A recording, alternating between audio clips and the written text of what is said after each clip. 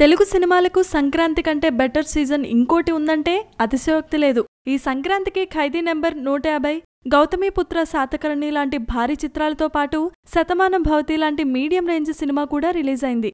ఆ మూడు కూడా అంచనాలను మించి పెర్ఫార్మెన్స్ చేశాయి, భారీ వసూళ్లను కూడా సాధించాయి. పోయిన ఏడాది కూడా 4 సినిమాలు రిలీజ్ అయితే 4ంటికి మంచి కలెక్షన్సే వచ్చాయి. అందుకే తన కొత్త సినిమా భరత్ అను నేను వచ్చే ఏడాది సంక్రాంతికి ఫిక్స్ చేసుకున్నాడు సూపర్ స్టార్ మహేష్ బాబు.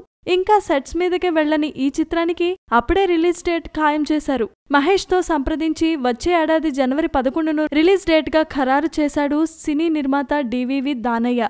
ఈ ఏడాది చిరు సినిమా ఖైదీ నెంబర్ 150 రిలీజ్ అయింది. జనవరి 11నే అది కూడా.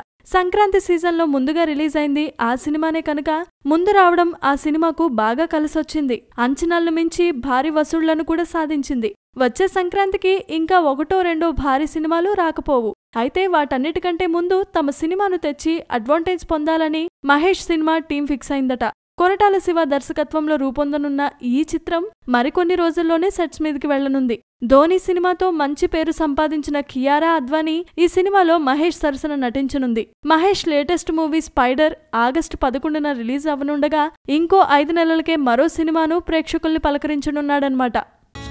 Please subscribe. Hi, it's me Purna. Please subscribe.